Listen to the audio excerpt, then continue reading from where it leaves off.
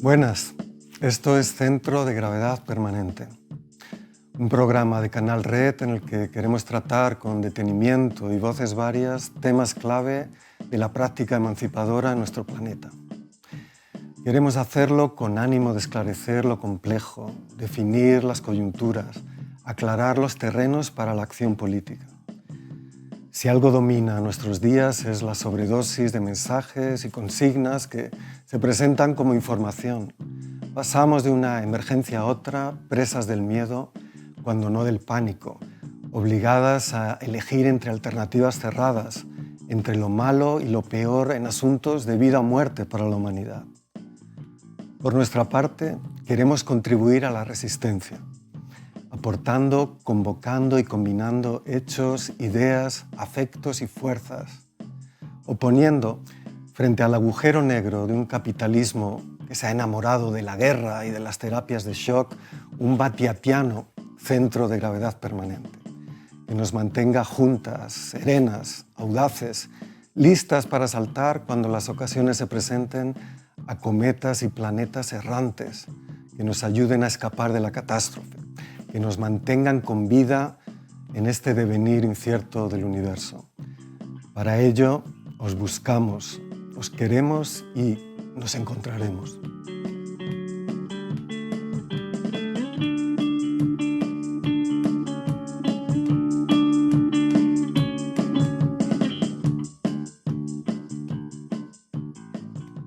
Nuestro primer episodio trata sobre la guerra de Ucrania, sus causas y sus consecuencias. Desde el 24 de febrero de 2022, la invasión rusa de Ucrania ha acelerado la lógica de guerra como patrón de funcionamiento de las grandes potencias. Cuando se va a cumplir 1 año y medio del inicio de la guerra, el balance es devastador. Varios millones de personas refugiadas y desplazadas. Cientos de miles de combatientes y civiles inocentes muertos. Una guerra estancada en la idea de victoria de una de las dos partes, invasora y resistente, solo parece posible dentro de un marco de guerra mundial. Y como en todas las guerras, una brutalización creciente de los ejércitos y de los lenguajes. La cuestión de la guerra de Ucrania merece una atención política continua y profunda, no solo porque se trata de una guerra en el corazón de Europa, en la que de facto la Unión Europea, la OTAN y por tanto el Estado español, así como la coalición de gobierno y de investidura, están participando. No es un asunto más que sería competencia de los colectivos pacifistas y antimilitaristas. Por el contrario, la guerra es un tema central y decisivo por el modo en que influye y decide en todos los demás ámbitos, procesos y crisis de nuestra realidad capitalista local, regional y global. El referente principal del centro izquierda occidental respecto a la crisis global, Adam Tooze, ha puesto en circulación el término de policrisis, que triunfó en el último Davos, para describir la superposición e interacción entre la crisis climática, energética, alimentaria, de cadena de suministro, financiera y geopolítica y social. De momento, el término ha servido más como un conjuro. Ya sabemos lo que pasa, es la policrisis, que como una clave explicativa y, sobre todo, como una guía para la acción y la complejidad. Sirva esto para indicar que el centro izquierda occidental vive de espaldas a la realidad de la evolución del sistema mundo, promoviendo ilusiones y haciendo una política de los vasos medio llenos o de supuestas versiones progresistas de la respuesta a la policrisis, todas desmentidas por los resultados comprobables. Se habla de policrisis, pero en realidad se trata de un caos ecosistémico.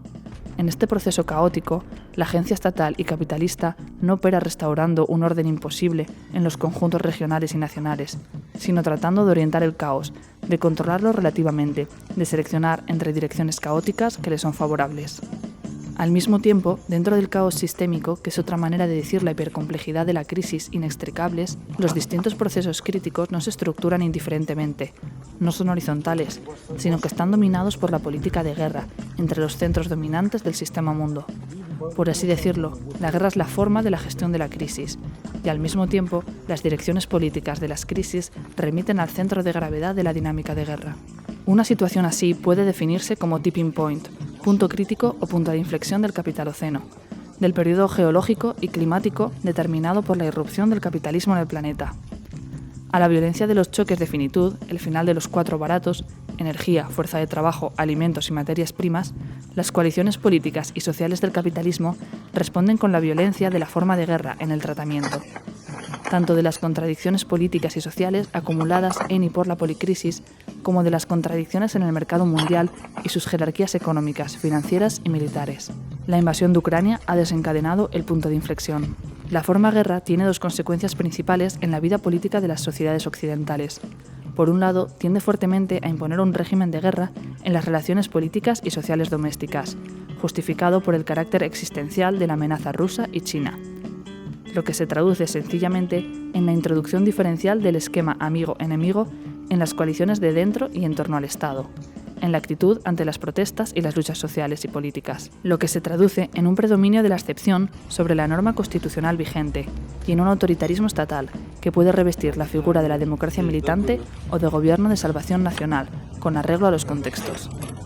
En ambos casos, y siempre en función de las correlaciones de fuerzas sociales, mediáticas e internas al Estado, la formación de contrapoderes es considerada como una actividad enemiga del Estado nacional y del bloque europeo occidental. Por otro lado, como una especie de invariante desde la Primera Guerra Mundial, la forma guerra y el esfuerzo bélico directo están acelerando y condensando los procesos de fascistización ya en curso en el campo social, policial, militar y mediático. A su vez, estos procesos son tolerados y o asimilados en las coaliciones políticas y sociales del capitalismo en guerra, conforme al mismo criterio, amigo-enemigo, del régimen de guerra. Lo que significa que el régimen de guerra es una coyuntura sumamente favorable para organizaciones y movimientos fascistas o ultraderechistas. La guerra y el caos ecosistémico en el que operan simplifican trágicamente los escenarios de la política emancipadora. La necesidad de que movimientos, luchas y corrientes políticas se sinteticen en nuevas máquinas de guerra, dentro, fuera y contra las coaliciones políticas y sociales del capital guerra, es absoluta y urgente. Es un programa prioritario. La imprevisibilidad del tiempo político en el caos ecosistémico significa que estar preparadas, ser proactivas, es una obligación, contra la rutina y el no pasa nada del corto plazo o de las realidades locales y nacionales. El transnacionalismo organizativo se convierte en una exigencia mínima para hacer política emancipadora. Desbaratar la guerra y los regímenes de guerra es correlativo del avance de las prácticas e instituciones que necesariamente han de acometer pasos y rupturas hacia modos de producción del común, hacia formas de comunismo que se hayan deshecho finalmente de los esqueletos en el armario del trabajo asalariado, el Estado y la economía.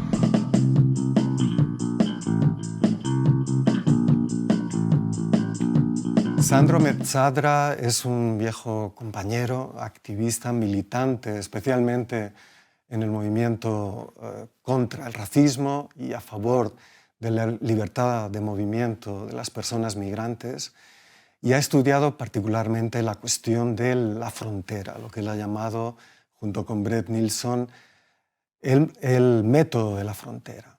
También ha estudiado las migraciones como un movimiento social a partir de lo que él ha llamado el derecho de fuga.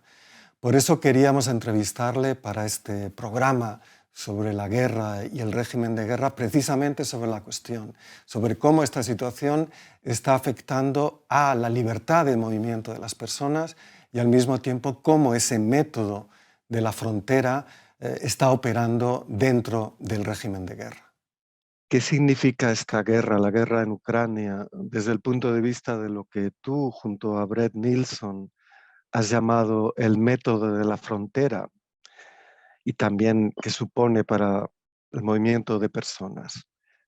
Hay una situación en la que, por un lado, los bloques en guerra quieren abrir fronteras, ¿no?, dentro de sus propios espacios de civilización, y por otra parte, la dinámica de guerra ampliada a planos no directamente militares, desde las cadenas de suministro a los movimientos de personas, pasando por las plataformas de redes sociales, están fragmentándose y regionalizándose conforme a alianzas bélicas. ¿Cómo te explicas esta contradicción y cuáles crees que pueden ser los resultados? La guerra tiene una relación constitutiva con las fronteras. Y la guerra en Ucrania, de alguna manera, parece una guerra bastante clásica, donde la acción de Rusia se desarrolla en un marco territorial y Rusia, de hecho, desafía fronteras. Más allá de eso, hay nuevos espacios en formación y estos espacios van más allá de las fronteras desafiadas por Rusia, van más allá de Rusia y Ucrania. La migración juega un papel estratégico en la formación de estos nuevos espacios.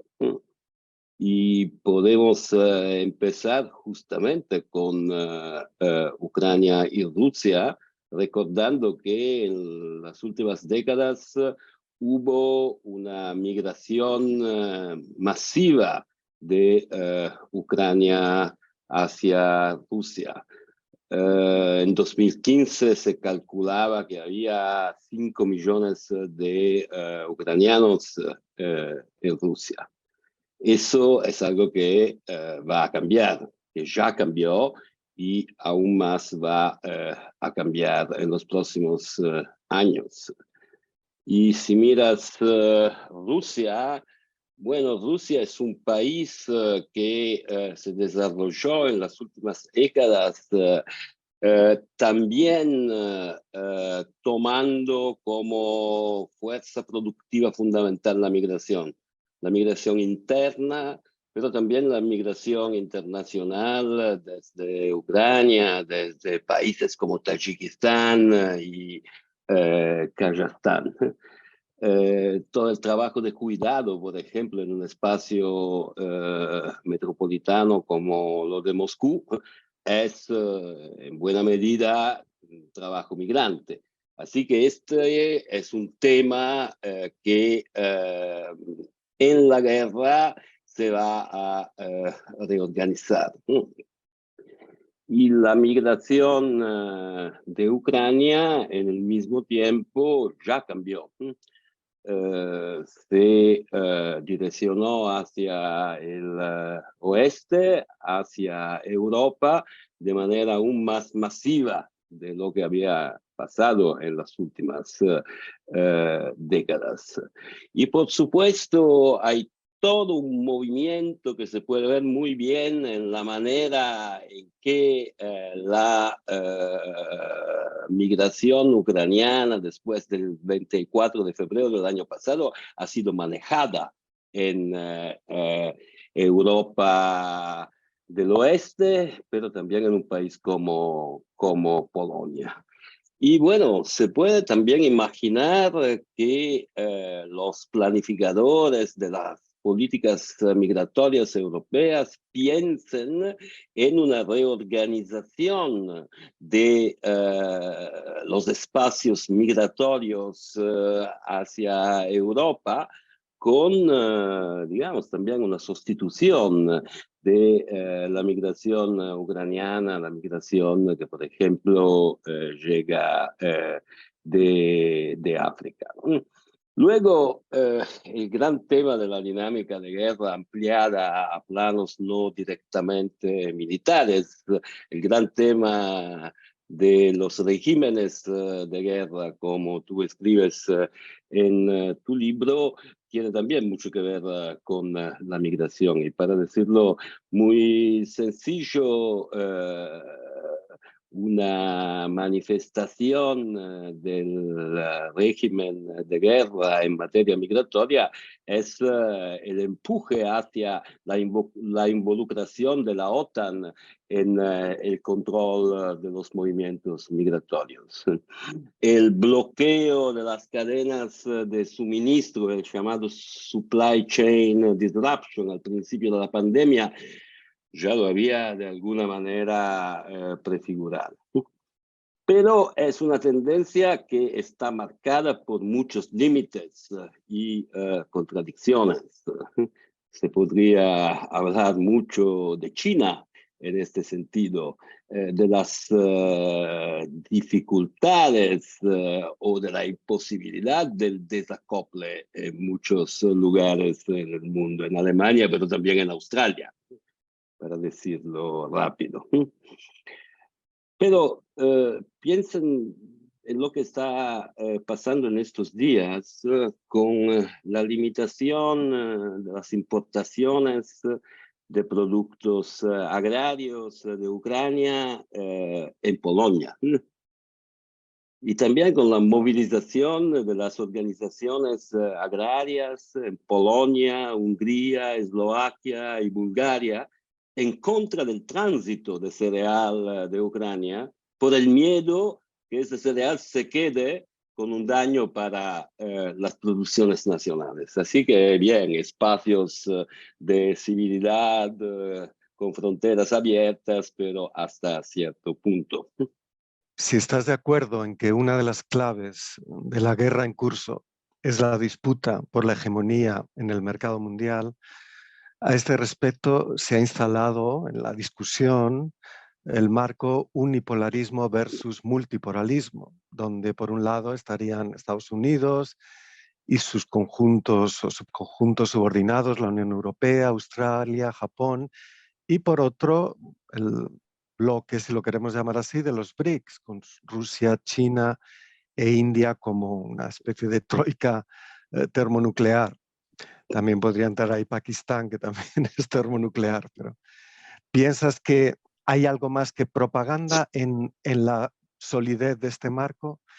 ¿Es sostenible, como dicen los opositores al unipolarismo, un multipolarismo sostenible sin emancipación económica, política y ecosistémica? Bueno, es para mí una pregunta clave. Este tema es central en un nuevo libro que estoy escribiendo con Brett Nilsson, que no por casualidad se llama The Rest and the West. Y en este libro tomamos en serio la crisis de la hegemonía global de Estados Unidos como marco general para leer también la guerra en Ucrania. Y sin embargo, y creo que sea un punto importante para discutir, nos preguntamos si el lenguaje de la hegemonía es todavía lo más adecuado para entender lo que está pasando en este momento tan caótico en el sistema mundo. Y nos preguntamos si el lenguaje de la hegemonía es todavía lo más adecuado en una situación en la cual el capitalismo parece funcionar adentro de espacios que se reproducen según un código que es muy distinto de lo territorial, que siempre es en juego cuando se habla de hegemonía. Brett y yo estamos de acuerdo con Adam Tooze, que desde la gran crisis financiera de 2007-2008 subraya que estamos enfrentados con condiciones de multipolaridad centrífuga. Es importante también el adjetivo centrífuga para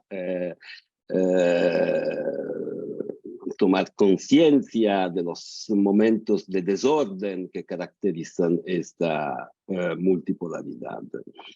Claro, el tema multipolaridad, multipolarismo, es un tema que está en el centro de la propaganda, sobre todo de la propaganda rusa, de las intervenciones del presidente Putin, pero también del trabajo de sus ideólogos.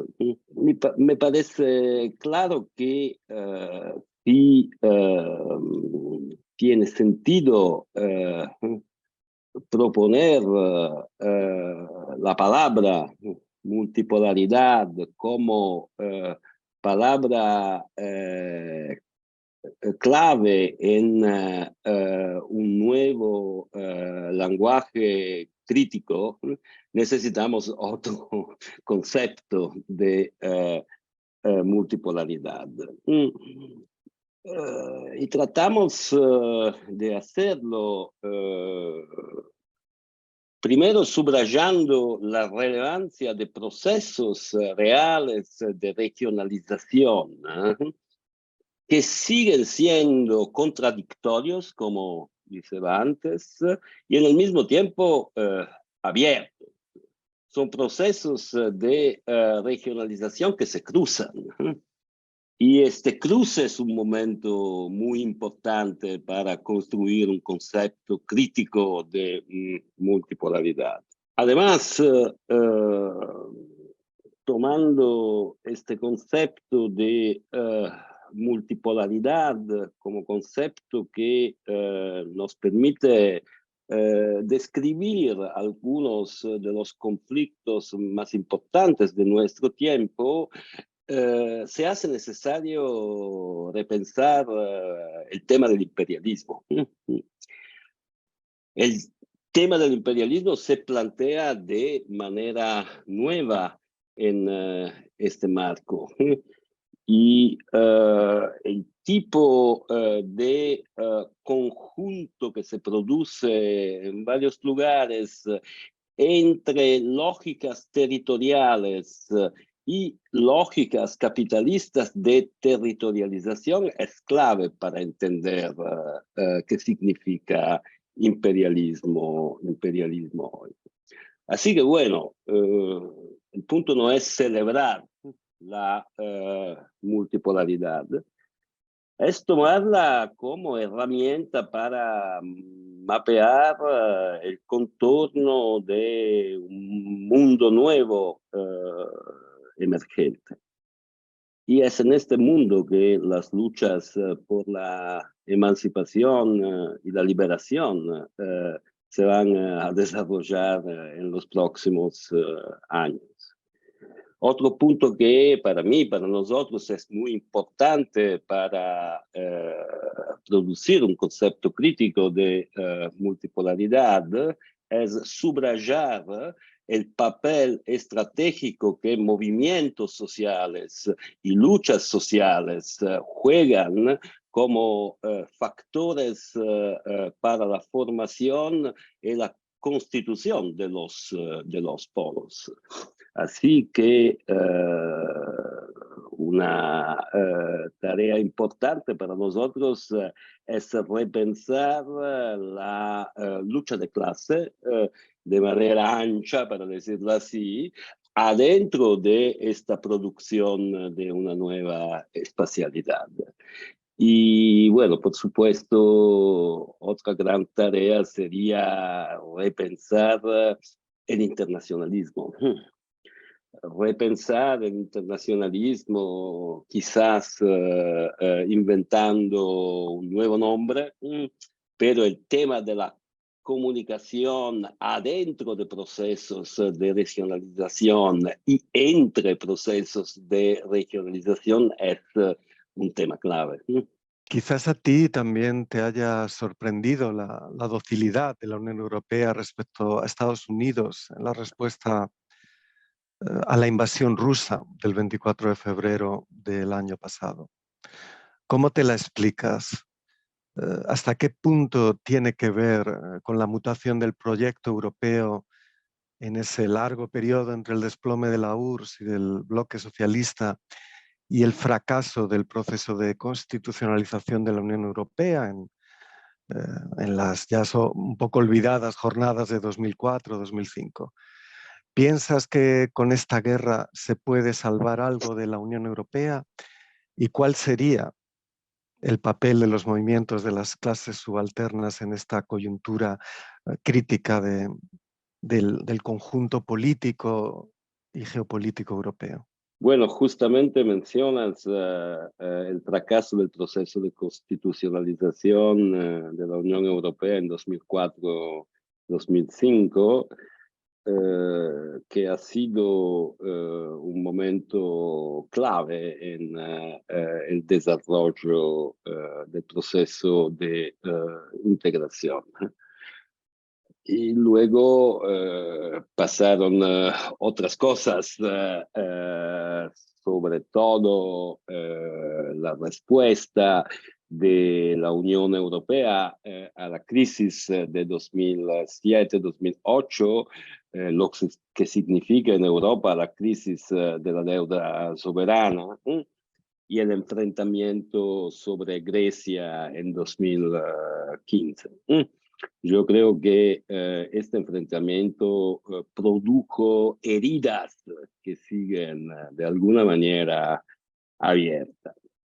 Es verdad que en algún momento, digamos, en los primeros meses de la pandemia, tuvimos la impresión de una brecha adentro de este proceso, digamos, de neoliberalización de la Unión Europea. Compartir deuda y sobre todo responder a un conjunto de movimientos, luchas, comportamientos sociales que se estaban produciendo alrededor del tema del cuidado. Bueno,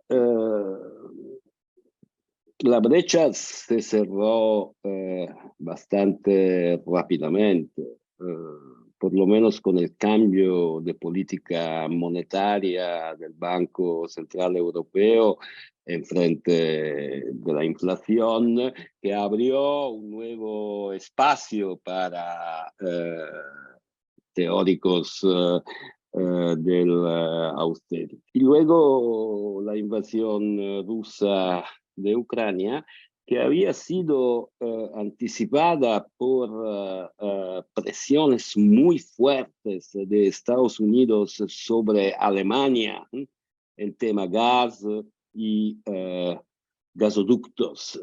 Creo que sea importante recordarlo porque la estructura de la Unión Europea ya estaba bastante frágil el 24 de febrero del año pasado, bastante frágil desde un punto de vista político. Y la situación empeoró muy rápidamente, por lo menos desde nuestro punto de vista, con la invasión rusa.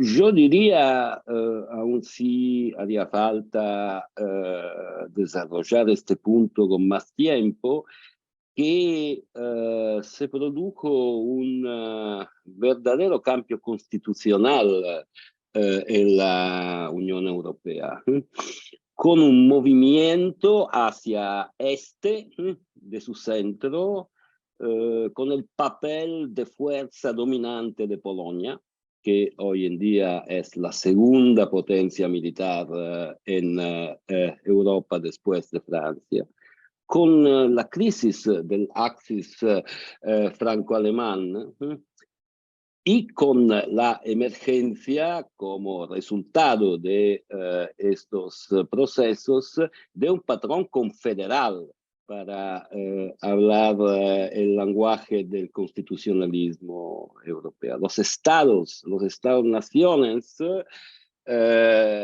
son cada vez más importantes adentro de la estructura de, de la Unión Europea. No es por azar que Giorgia Meloni se colegó de manera inmediata, después de su victoria electoral en septiembre del año pasado, con Polonia, jugando de alguna manera, como hace Polonia, como hacen los bálticos y otros también, la pertenencia a la OTAN en contra de la pertenencia a la Unión Europea. Y este es un elemento de corrupción. No es algo nuevo, por supuesto, pero en este momento se ve como sea un elemento de corrupción. Así que yo creo que tendríamos que leer desde este punto de vista también las posiciones de Macron sobre autonomía estratégica. Claro, hay una continuidad en la política francesa en Europa, con De Gaulle, todo lo que quieres. Pero hay también una conciencia de que la Unión Europea tiene una constitución corrupta, que no funciona sino como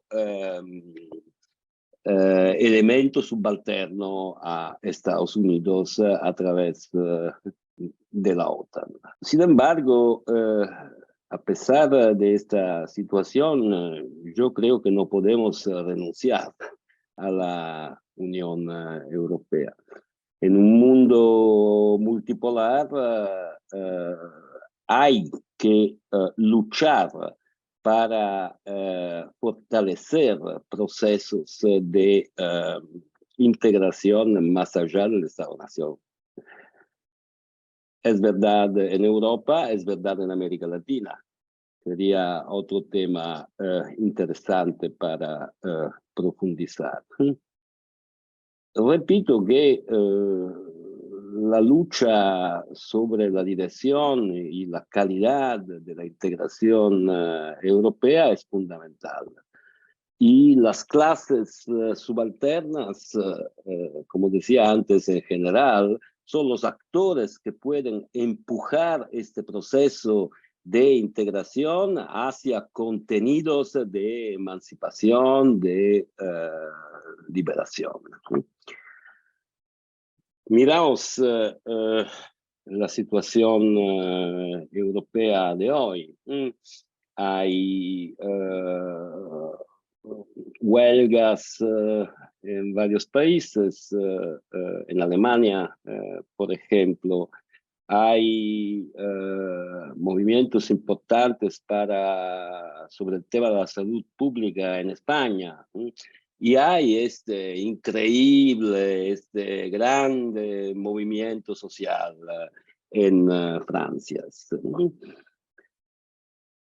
Por supuesto, el punto no es imaginar una reproducción del movimiento francés sobre una escala europea. No es este el punto. El punto es imaginar una política que llamaría de resonancias, pero de resonancias duras, con consecuencias organizativas, con consecuencias hasta institucionales. Mencioné 3 países, Alemania, España, Francia, muy distintas, pero en cada uno de estos países hay luchas sociales fuertes, interesantes, de alguna manera novedosas. El tema guerra no es central en estas luchas sociales, así que creo que tenemos que preguntarnos por qué no es central, aun si la situación en que estas luchas se desarrollan es profundamente marcada por la guerra. Y luego tenemos que encontrar las maneras para plantear el tema guerra adentro de estos movimientos. De alguna manera prefigurando la emergencia de una forma de cooperación social que haga imposible la guerra. No creo que sea muy fácil, no es fácil la política de resonancias de que hablaba antes, no es fácil plantear este tema de la guerra, pero son tareas fundamentales para nosotros en esta coyuntura.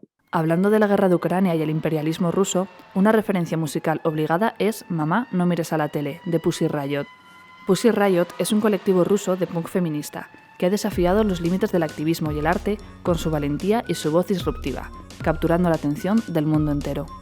A través de performances musicales provocadoras y acciones de desobediencia civil, Pussy Riot ha dejado una huella imborrable en la lucha por la libertad de expresión, la igualdad de género y en contra del autoritarismo y la represión. Su protesta más destacada tuvo lugar en 2012, cuando irrumpieron en la Catedral de Cristo Salvador en Moscú. Vestidas con ropa colorida y pasamontañas, interpretaron una canción de protesta que criticaba al gobierno y al presidente ruso, Vladimir Putin. Esta valiente acción les costó su libertad, enfrentando cargos de vandalismo motivado por odio religioso. A pesar de las consecuencias, no se amedrentaron y siguieron alzando su voz contra la censura y la represión política. Desde entonces, Pussy Riot ha continuado desafiando las normas establecidas en su país y más allá. A medida que el conflicto en Ucrania se intensificaba, el colectivo no dudó en alzar su voz en solidaridad con el pueblo ucraniano y en contra de la guerra. Han utilizado su arte y su música para denunciar la violencia y la opresión, abogando por la paz y la justicia en la región. Mamá, no mires a la tele es una crítica directa al control mediático y al imperialismo ruso, transmitiendo un mensaje de resistencia y desobediencia ante la manipulación informativa. Con letras provocadoras y un sonido enérgico, Pussy Riot desafía la narrativa impuesta por los medios y nos invita a cuestionar la realidad que nos presenta.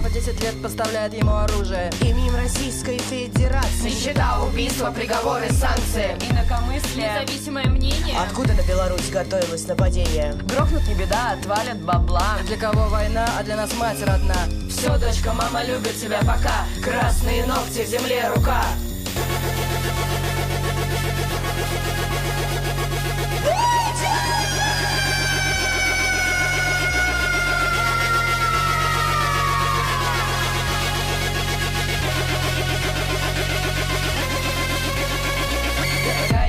Мы здесь без креста, чудовищная весна решила настать. Измененная, ненужная конституция. Нам пора совершить революцию. Пусть Москва горит, мир на крови.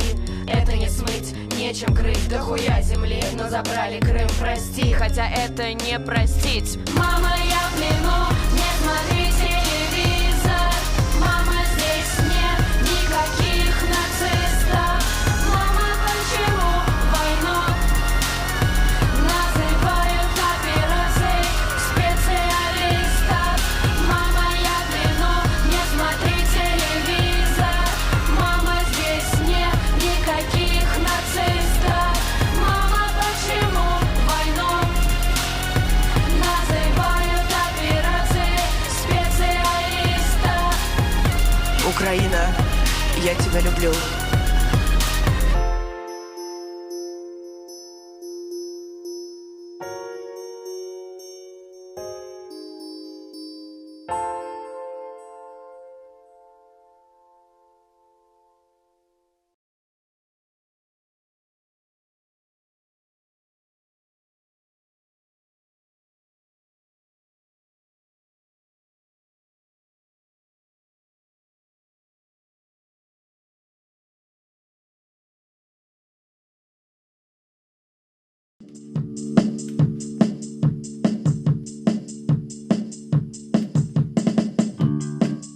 Hemos entrevistado también para este programa a Irene Zugasti. Irene Zugasti es una conocida activista feminista y antimilitarista, politóloga también, que ha trabajado especialmente en la relación entre las guerras, el militarismo y la opresión de género. Por eso queríamos contar con su opinión sobre la guerra de Ucrania, el movimiento feminista y el antimilitarismo. La tesis más fácil para responder sería que hay un gobierno progresista de coalición que lógicamente desmoviliza frente a la posición que tenía en 2003 en Irak, que era esta la posición. Pero yo matizaría muchísimo esta teoría. En primer lugar, porque si miramos al Partido Socialista, su agenda atlantista es una agenda histórica, es una hoja de ruta histórica, es la hoja de ruta de reconocer a Guaidó, de Marruecos, de Yemen, de Arabia Saudí, de ignorar a Palestina, quiero decir, nada nuevo bajo el sol. Es la agenda de Álvarez, es la agenda de Borrell, es la agenda que explica ese fervor bélico, que somos más antirrusos que los polacos, en un momento, en una guerra que nos pilla a 5.000 kilómetros de distancia, ¿no? Por lo tanto, sinceramente creo que el Partido Socialista en la oposición no habría hecho algo muy diferente con esta guerra en Ucrania que lo que ha hecho gobernando. De hecho, creo que tendríamos que hacer una revisión histórica de lo que fue el no a la guerra en 2003 en Irak, porque creo que si simbólicamente sirvió para posicionar al Partido Socialista en el partido del no a la guerra, en la praxis no ha sido real. El bipartidismo siempre ha votado de la mano y siempre ha tenido las mismas posiciones en torno al envío de tropas extranjeras al exterior. Eso no ha cambiado. Si bien no te impugnaría el hecho de que fue muy importante para el pacifismo y para plantear otra forma de construir y de impugnar las guerras, el movimiento de no a la guerra. Pero, como te digo, fue simbólico, porque luego en realidad tenemos toda esa intrahistoria, ¿no? Yo me acuerdo de esos cables de Wikileaks que por ejemplo, decían que la embajada estadounidense le había pedido a Zapatero que Pepe Blanco rebajara el tono con los temas de la guerra de Irak, que Baltasar Garzón no investigara los crímenes de guerra, o cómo se metió la embajada americana con el tema de José Couso para torpedear la investigación y arrastrar una impunidad que llega hasta hoy.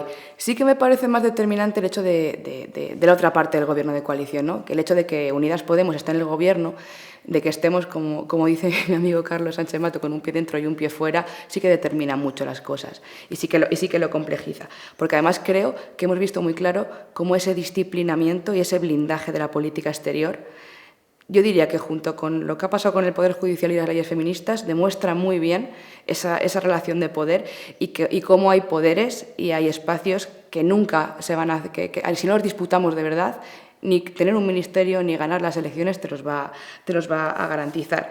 De hecho, a mí me sorprende cómo cada semana, si tú ves lo que se aprueba en el Consejo de Ministros, ese giro belicista es obvio. Por ejemplo, la semana pasada, y pasa por debajo del radar, la semana pasada se aprobaron, se sacó del fondo de contingencia 580 millones de euros, o sea, más del presupuesto anual, por ejemplo, del Ministerio de Igualdad, para temas para gasto en defensa. Y también se ha modificado crédito para la industria armamentística para invertir en el programa Halcón y en los aviones de guerra.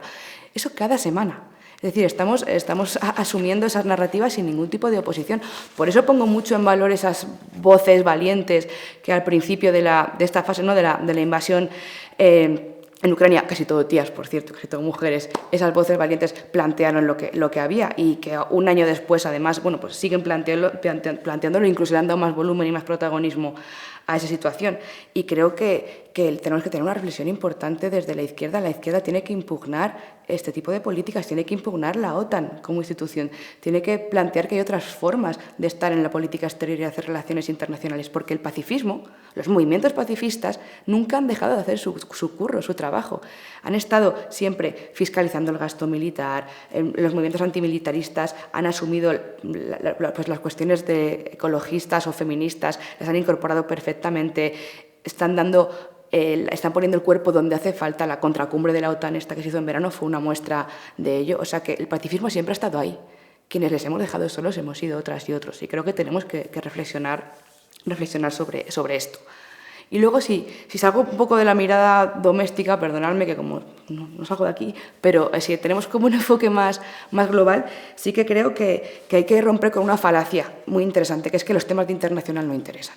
A mí me lo dicen mucho mis amigas, estos temas tuyos no le importan a nadie. A los partidos políticos no les importa lo internacional, son intercambios de cromos. Bueno, eso es, como digo, es muy falaz. Primero, que lo que interesa. Vete a la Escuela Diplomática del MAEC, que está aquí en Madrid, y pregúntales a quienes opositan a diplomáticos si interesa o no la política internacional. Y, por supuesto, preguntémoslo a nosotras mismas. Ahora que estamos en este contexto de campaña electoral, leía justo esta mañana que decían que no había que meterse, que había ciertas candidaturas y ciertas posiciones que decían que no había que meterse en los temas de Marruecos, de Ucrania y tal, porque había que centrarse en la política útil. Esa es la falacia, desvincular la política internacional de la política cotidiana. O sea, entender que la política del Mercadona, que suban los precios del Mercadona, la política de no poder pagar la luz, de no poder llenar el tanque del coche, esa geopolítica es geopolítica de descansillo y nos afecta profundamente a nuestras vidas. Entonces, ¿cómo no va a ser la política internacional interesante? El problema es que deliberadamente se ha decidido que no sea un asunto que esté ni en los programas políticos, ni en los debates, ni por supuesto en los telediarios. Hay mucha más geopolítica en Eurovisión o en la Champions que en un telediario cotidiano. Y eso es un problema, porque esa izquierda desconectada de los temas internacionales pues nos debilita profundamente. Ya vimos lo que pasó. Nadie le hizo ni puñetero caso al Donbass hace 8 años y mirar dónde estamos ahora. Y por eso quiero terminar, ¿no?, pensando que lo que más me preocupa de este debate, ¿no?, de cómo hemos dejado que los temas antimilitaristas y de la paz caigan de los debates militantes y políticos, es que hay una parte de la izquierda que creo que lo ha asumido, que ha asumido esa violencia como un mal menor, que ha asumido esa estructura de poder internacional como algo inevitable, como algo que no se puede disputar, que no se puede cambiar, que nos trasciende, que a quienes tuvimos posiciones críticas pacifistas o contrarias al envío de armas, por ejemplo, en el tema de Ucrania, se nos llamó rendicionistas en nombre de la paz. Y a la vuelta de un año les veo bastante calladitos en general, porque lo que suele pasar con las guerras, lo de la tragedia y la farsa y tal, y que se repite, pues lo estamos viendo en Ucrania una vez más. Creo que hay una parte de la izquierda que se está abriendo, lo decía muy bien Ingar Solti, el escritor alemán, hace poco, que hay una parte de la izquierda que está comprando esas tesis del Estado burgués capitalista en torno a la guerra y a los conflictos armados, asumiendo esas posiciones verde liberales, ¿no?, casi conservadoras, y que además, para justificarlas, han cargado a saco contra los movimientos antimilitaristas, los pacifistas y antiimperialistas. Y claro, aquí me pregunto, ¿esto es una posición que en realidad lo que demuestra es que no tienen un proyecto político más allá que ser muleta de esa forma de concebir la política internacional y la violencia y la guerra como un mal creciente e inevitable? ¿O es que ideológicamente están situados ahí? Y eso me preocuparía bastante más. Vaya chapa, te he echado. Los feminismos decoloniales de los 60, 70, 80 reventaron el tablero de la política internacional, de las relaciones internacionales, de la academia y también de la praxis, porque de repente metieron ahí nuevos sujetos, hicieron una cartografía de resistencias en todo el mundo, de alianzas diferentes, nos sirvieron para impugnar la realpolitik de los señoros de siempre y para poner sobre la mesa pues el eurocentrismo, el racismo, el colonialismo, es decir, el extractivismo. Que quiere decir que no hubo nada más transformador a nivel de la política internacional que la aparición de esos feminismos decoloniales de los 70 y 80. O sea que por ahí tenemos un muy buen ingrediente para la receta.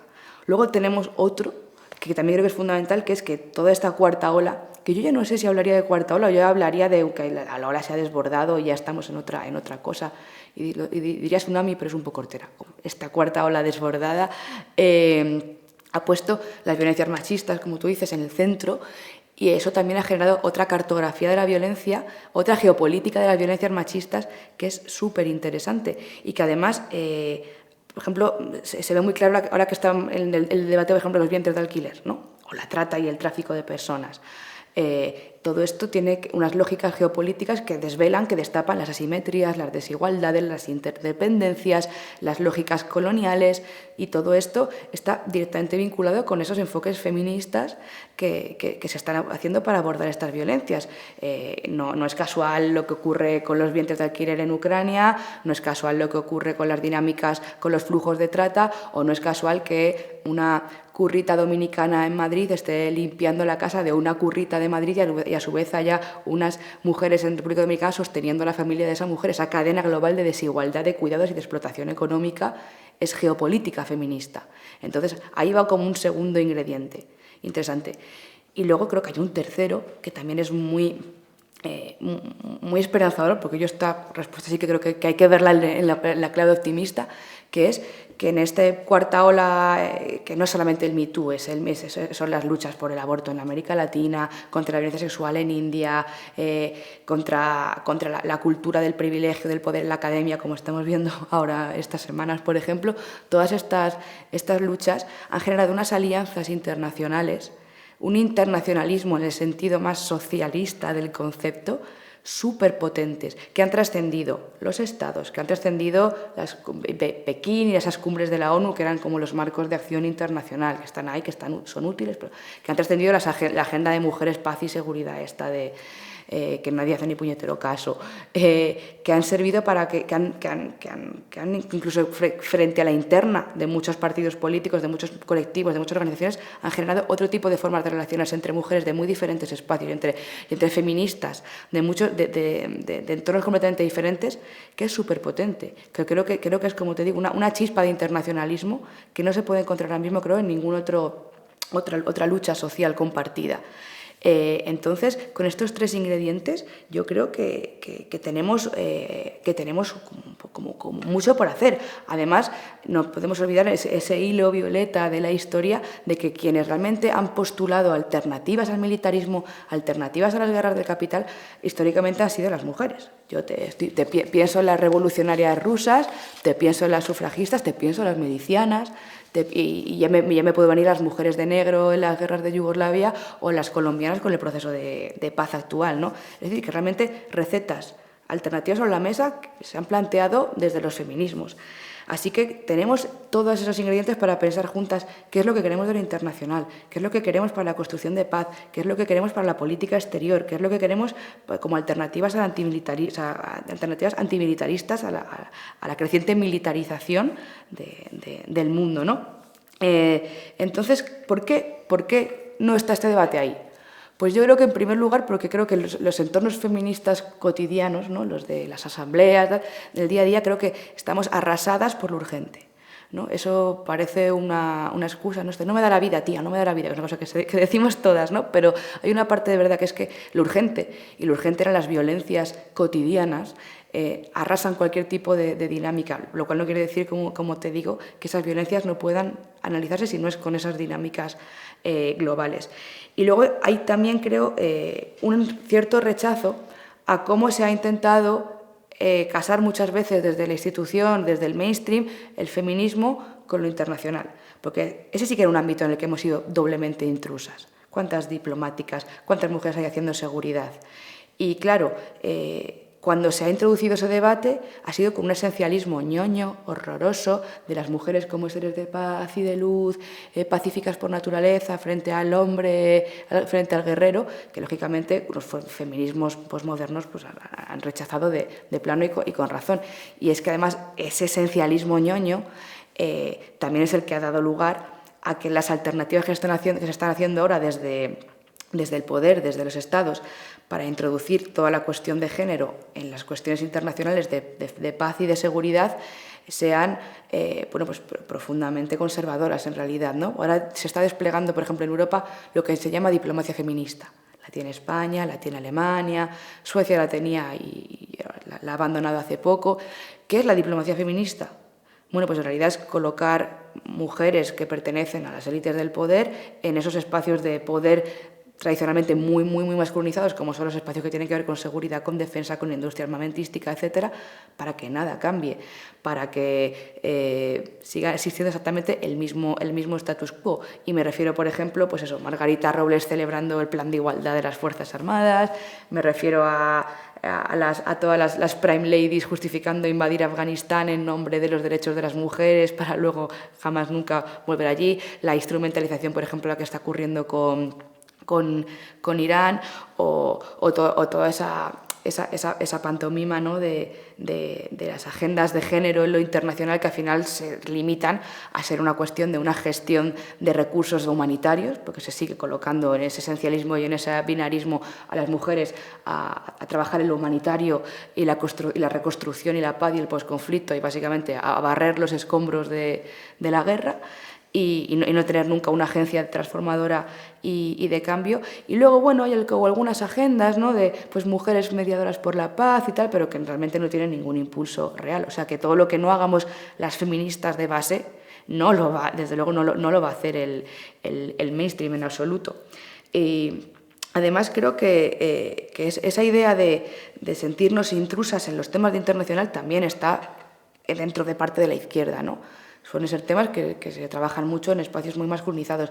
Por eso creo que es muy importante que frente a esa ausencia nos tengamos en cuenta el valor de todas esas herramientas que tenemos, de todos esos ingredientes que te digo, de cómo en realidad los feminismos son profundamente internacionalistas Y ahí terminaría con esa frase de Ellow que es muy interesante, que dice, pues si las feministas supimos postular que lo personal es político, también podemos postular y construir y trabajar en torno a la idea de que lo personal es internacional y que lo internacional es político y es personal y es feminista.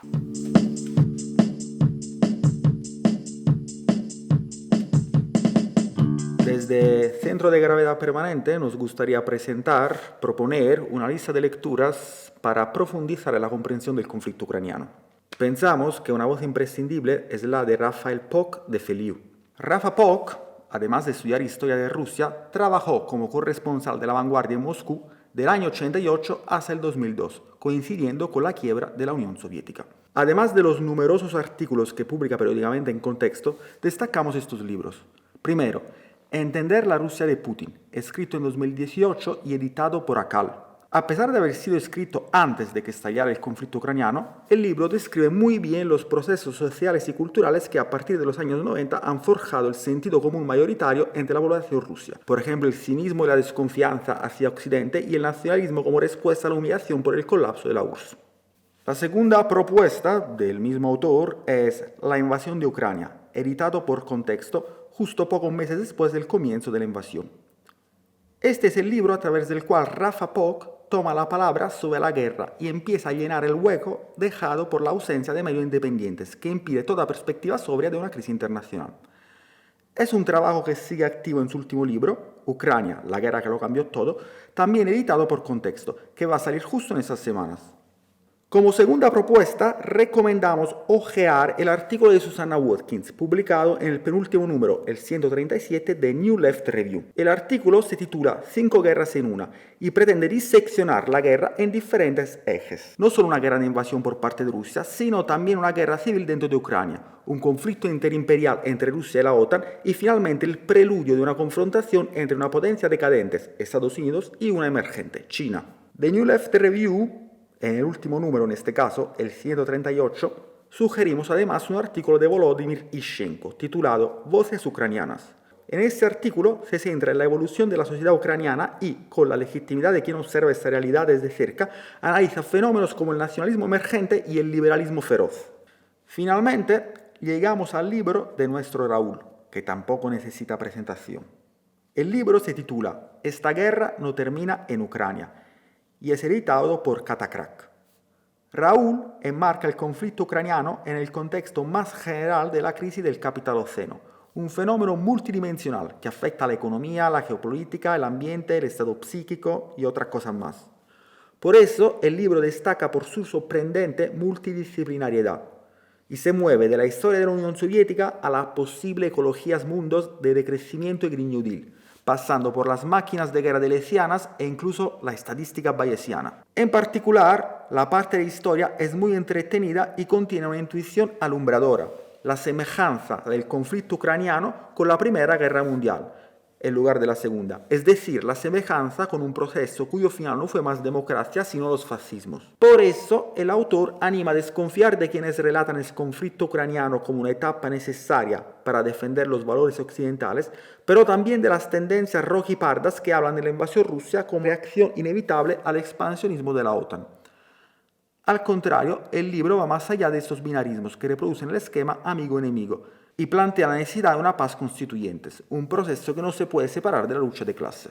Frente a la debilidad teórica de ciertos sectores de la izquierda que ha quedado plasmada en su manera de responder analíticamente a la guerra de Ucrania, Raúl, proveniendo de una heterodoxia política y de experiencias políticas que en general no han atravesado las instituciones, ha demostrado en este libro un nivel de madurez teórica y de sofisticación política que ningún intelectual con vínculos de partido, ni con el mío, ni con Izquierda Unida, ni con el PC, ha demostrado. Raúl en el libro es capaz de aportar algo que muchas veces las mentes estrechas que operan en el plano del Estado-Nación no entienden, y es que las relaciones internacionales construyen una lógica política que afecta a las escalas estatales y subestatales, y es lo que Raúl llama régimen de guerra.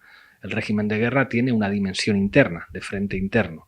el régimen de guerra es condición de posibilidad de la emergencia y éxito de nuevos fascismos en diferentes estados. Esto es una realidad evidente en Europa y también es lo que determina una manera de entender las políticas de Estado. Pensar que esas mismas claves sirven para entender el mundo de 2022 y que Putin vendría a encarnar una suerte, digamos, de alternativa multipolar frente al dominio del imperio estadounidense, creo que ignora que, como explica Raúl en el libro, estamos en un momento que se parece mucho más al espíritu del 14, una guerra en la que se enfrentan intereses capitalistas opuestos, que a una suerte de reivindicación del antifascismo de la Segunda Guerra Mundial. Y es que esta guerra no está operando en función de los intereses económicos y geopolíticos de la Unión Europea.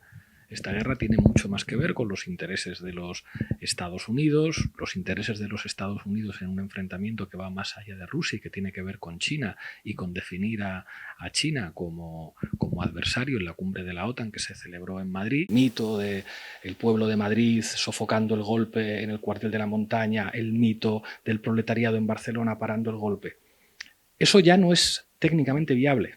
O sea, esto del derecho de un pueblo a levantarse en armas contra el opresor en un contexto en el que la guerra requiere unos niveles de profesionalización absoluta, ahí hay un general, y unos niveles de desarrollo tecnológico sin par, hace que ese derecho de rebelión que podía implicar que hasta mediados del siglo XX ciudadanos con voluntad de armarse para enfrentarse a los opresores pudieran tener alguna posibilidad, eso en nuestra época es una locura. Alguien tiene que decir que el problema de la guerra, en última instancia, aunque no sea lo que explique todo, tiene que ver con el capitalismo y que el problema de la crisis climática tiene que ver con el capitalismo, o sea, con un sistema económico que condena a millones de seres humanos a la miseria y cuyas lógicas económicas y políticas llevan a situaciones absolutamente irracionales para la propia viabilidad biológica de la humanidad.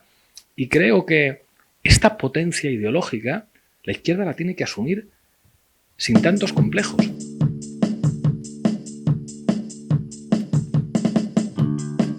Aitor Balbás Ruiz es un viejo amigo, ex-insumiso durante la campaña de insumisión contra el servicio militar en el Estado español, antimilitarista histórico, ocupa, productor de vídeo y en los últimos años forma parte de un centro social y un proyecto editorial que se llama Catacrac. Catacrac, junto a otras librerías, ha puesto en marcha una iniciativa que se llama Libros contra la Guerra, que acaba de hacer su aparición pública con un manifiesto. Según dicen, pretenden convocar a los distintos agentes del ecosistema del libro contra la invasión rusa, contra el envío de armas a Ucrania y a favor de una paz constituyente. Hola Aitor, ¿cómo estás? Arratsaldeon, muy bien. Aitor, ¿por qué esta iniciativa de Libros contra la Guerra? Bueno, después de 12 meses de oír majaderías a gente como Borrell y von der Leyen, explicándonos que todo esto es a cuenta de la libertad, de la paz, de la democracia, etc. Eso por un lado. Y por otro, de ver cómo se lo llevan crudo, ¿no? En Ferrovial, en Iberdrola, y toda esta gente que está obteniendo récords históricos de beneficios. Eso por un lado, y por otro que la propaganda nos parecía que está situando esta guerra en unos términos que no nos convencen, ¿no? De por una parte, pues defender y poner en valor un régimen que hace constantes apologías al pasado nazi del Estado ucraniano, o pues caer un poco en la fantasía de en el lado contrario, pensar que un país como Rusia, neoliberal, con prácticas de capitalismo mafioso que persigue a minorías como la LGTBI, pues puede un poco representar una especie de contrapoder. Entonces, en definitiva, nos parecía que era necesaria una voz pública que se situara en ese debate, por parte de gente, como has dicho, estamos en el ecosistema del libro, en librerías, en editoriales, pero también en distribuidoras, gente que escribe, imprentas, y que veíamos una necesidad urgente de tratar de poner en en lo público otro relato. Con esta campaña de libros contra la guerra, ¿qué objetivo estáis buscando? Bueno, como has dicho, hemos escrito un primer manifiesto que hemos hecho público y en el que estamos convocando a todos los actores de este mundo, de esta esquina de la cultura, que es el libro. Ahí hemos hecho pues una serie de peticiones o de brindis al sol, como se quieran ver. Por un lado, exigimos a los gobiernos europeos y a la propia Unión Europea que amparen, protejan a los objetores y desertores de Ucrania, pero también de Rusia y de Bielorrusia. Nos parece indecente seguir en esta escalada de envío de armas y de alimentar el conflicto, y lo que demandamos es que esos recursos pues, se asignen a organizaciones independientes que actúan sobre el terreno y que pues son las que consideramos nuestras interlocutoras ahí. Y en último lugar, pues en caso de hacer algo, digamos, la entidad política de Europa pues lo que tendría que promover es una política de pacificación, ¿no? De apaciguamiento, de distensión y de generar las condiciones para que se dé una negociación, que por otro lado es el único final posible de esta guerra. Entonces, bueno, esas son un poco las peticiones. Nosotros lo que aspiramos es a que haya pues el mayor número posible de gente, que es mucha, en la cultura, que al igual que ocurrió en 2003 con el no a la guerra, se implique y empiece a tomar esa posición, porque pensamos que no solo en la sociedad, no solo aquí, sino en el resto de sociedades europeas, digamos que la opinión pública mayoritaria, que así lo dicen las encuestas, está un poco secuestrada por los media y por los gobiernos. Y en ese sentido, pues vemos que eso es una opción clara de intervención política desde la cultura. Y en concreto, ¿en qué va a consistir esta campaña? ¿Cuánto tiempo dura? Bien, nosotros nos hemos planteado hacer una campaña de varios meses, hasta el verano en principio, en la que queremos, por un lado, poner en valor, promover los textos, los libros, tanto de ficción como de ensayo, formato literatura infantil, novela gráfica, etcétera, que claramente se posicionan contra las guerras, y en particular con esta en concreto. Eso por un lado.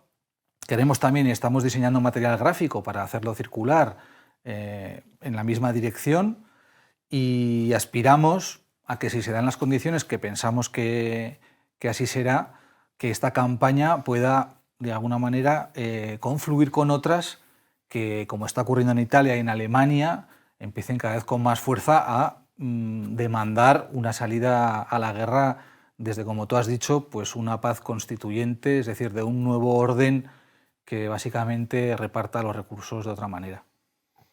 Ok, es que ricasco, Aitor. Por cierto, igual te apetece colaborar con nosotros, con Centro de Gravedad Permanente. Sí. Piénsatelo. Muy bien, tengo que ver mi agenda. Hasta aquí esta primera aproximación a la guerra en Ucrania. Ojalá os haya resultado interesantes. Esperamos vuestros comentarios y sugerencias en el Twitter de Centro de Gravedad Permanente. En breve haremos un segundo programa con más contenidos y entrevistas. Hasta muy pronto. Украина, я тебя люблю.